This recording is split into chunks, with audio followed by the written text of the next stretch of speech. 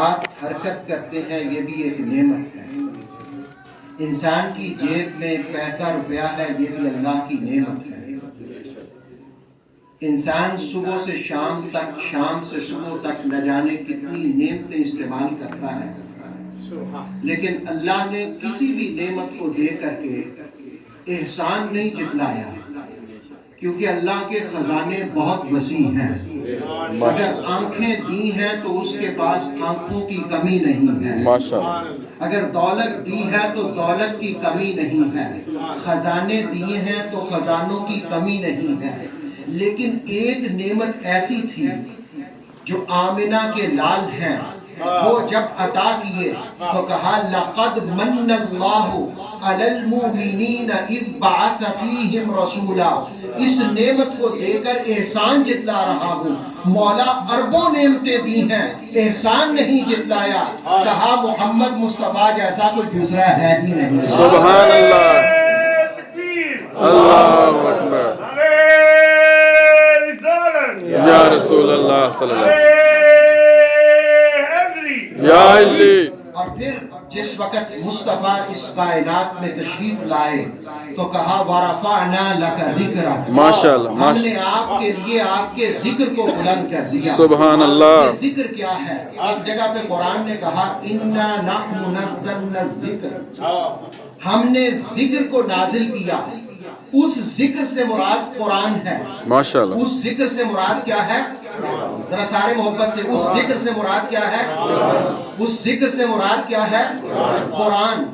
اور ادھر کا وَرَفَعْنَا لَكَ ذِكْرَكَ، اب کتاب اللہ کا کلام تو تورات بھی ہے، اللہ کا کلام تو انجیل بھی ہے، اللہ کا کلام تو زبور بھی ہے، لیکن رب نے کہا ان کے بارے میں نہیں کہا میں ان کی حفاظت کرنے والا ہوں، یہ قرآن کے بارے میں کہا اِنَّا نَحْنُ نَزَّلْنَا الذِّكْرَ وَإِنَّا لَهُ لَحَافِظُونَ، میں اس کی حفاظت کرنے والا ہوں۔ مولا اسی کی تو حفاظت کرنے والا کیوں ہے؟ کہا اس لیے کہ قرآن الحمد سے والناس تک پڑھتے چلے جاؤ، ہر آیت میں تمہیں ذکر مصطفیٰ ملے گا، عظمت مصطفیٰ ملے گی، اس لیے اس کے ذکر کو بلند کر دیا۔ حضران گرامی، میلاد کی خوشیاں مناتے رہنا چاہیے، باتیں کرنے کی تو بہت سی ہیں، لیکن میں اپنی گفتگو کو سمیٹتے ہوئے صرف اتنا کہوں گا کہ ابو بکر صدیق رضی اللہ تعالیٰ عنہ کے سامنے جس وقت ایمان کا اظہار کیا تو آپ نے کہا کہ کچھ دکھائیے، تو مصطفیٰ کریم علیہ السلام نے فرمایا کہ ابو بکر وہی خواب۔ کون سا خواب؟ ابو بکر صدیق رضی اللہ تعالیٰ عنہ ایک موقع پر شام میں تجارت پر تشریف لے گئے تھے، تو وہاں آپ نے ایک خواب دیکھا، تو اس خواب کو آپ نے ایک راہب کو جا کر سنایا۔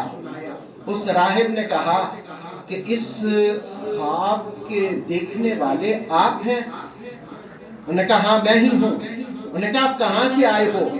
کہا میں مکہ سے آیا ہوں۔ کہا آپ کرتے کیا ہیں؟ کہا تجارت کرتا ہوں۔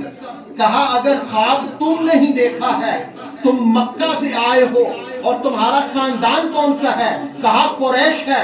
اگر خاندان بھی قریش ہے، تم تجارت بھی کرتے ہو، تو پھر میں تمہیں بشارت دیتا ہوں کہ اس کائنات میں آخری نبی آنے والے ہیں، ماشاءاللہ، ان کے وزیر بھی ہوگے، تم ان کے خلیفہ بھی ہوگے۔ ماشاءاللہ۔ جس ابو بکر صدیق کہتے ہیں میں نے یہ خواب بھی چھپائے رکھا، تعبیر بھی چھپائے رکھا، کہتے ہیں میں نے حضور کی پیشانی پر بوسہ دے دیا اور حسن کا کلمہ پڑھ کر کے مسلمان ہو گیا۔ ماشاءاللہ، میں کہوں گا میلاد کے موقع پر عزم کریں، نماز بھی قائم کریں، بے شک، اور زکوٰۃ فرض ہے تو زکوٰۃ بھی دیں انشاءاللہ، اور روزہ جب فرض رمضان آتا ہے تو وہ بھی رکھیں، جن پر حج فرض ہے وہ فریضہ حج بھی ادا کریں، مصطفیٰ کی سیرت کو بھی اپنائیں، مصطفیٰ کے حسن کے جلووں کی باتیں بھی کریں۔ اما بنعمت ربک فحدث۔ اللہ رب العالمین ہم سب کو